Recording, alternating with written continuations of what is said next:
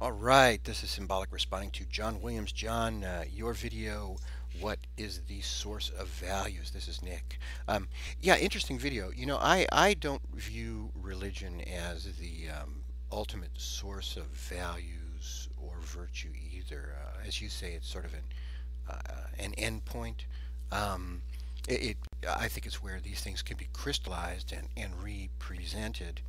Um, but I also see the sources as different, and I think evolution is a primary source. We're a social animal, um, but then also at some stage in our development, we develop these symbolic abilities, intellectual abilities, abilities to abstract ourselves, think abstractly, and we started to develop layers of culture on top of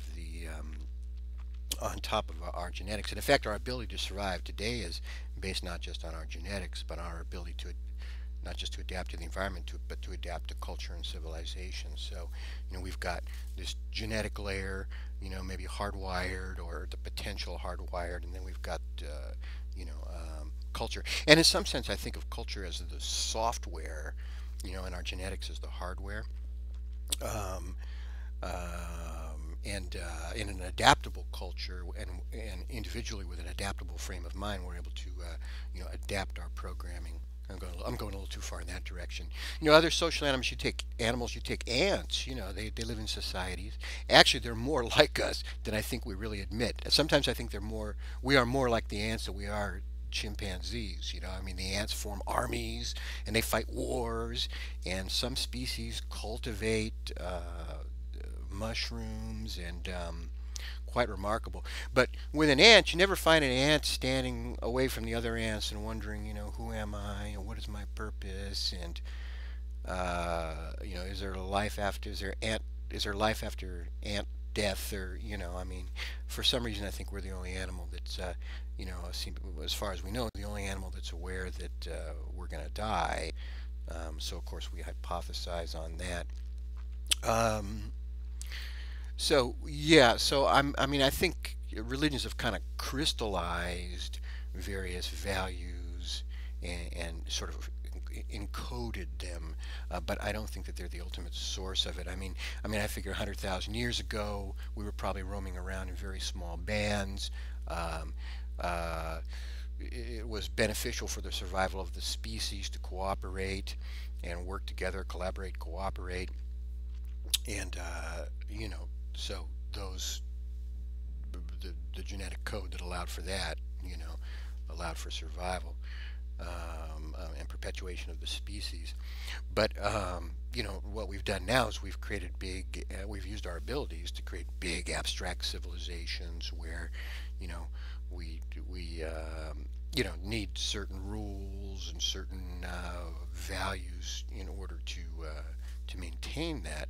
Um, and then just, if you look at children, you got to teach them manners, right? You got to teach them civility. You got to teach them how to get along with others. That we may have the potential encoded genetically, but we actually have to teach it. We have to actually teach culture. Um, and so I think this is one of the things that religion has stepped in to do, is to teach certain rules, etc. But it's by no means the only source. I mean, we have philosophy is a tremendous source of teaching on virtue. Actually, the evolution of the concept of virtue in Greek thought is very interesting. I think, the earliest recorded definitions of virtue was to help your friends and harm your enemies. So, whatever was harmful for your enemies was good. So, I think the Greek word was arete for virtue, but that evolved over time too. So in any event, I'm tending to wander. Let me see what else I got here. Oh yeah. I was also thinking that when it comes down to this behavior too, the mathematical field of game theory, well, I guess it's sort of partially mathematics, partially psychology, is very interesting too. How people try, because you'd mentioned ruthless selfishness of genes, and they can model a lot of behavior based on game theory that's very, very interesting. Um, I don't know to what extent extent it explains all our behavior, but it's very interesting. Um, so I had a note about game theory, group survival. I mean, I think I'm just burning time up now. Um, so yeah, let me just sort of sum it up. Yeah, I think evolution is the base of it all, but then we have culture, um, and and you know, just a little note on rationality. We not the irrational, but the non-rational is also important. I mean, the non-rational includes art, the artistic process or processes, dreams. Uh, so the non-rational is also real important for us to, um, and I draw a distinction between non-rational and irrational. The symbolic, uh, you know, as being important. I'm sorry for the wanderingness of this video, but I hope you understand. Okay, take care. Bye.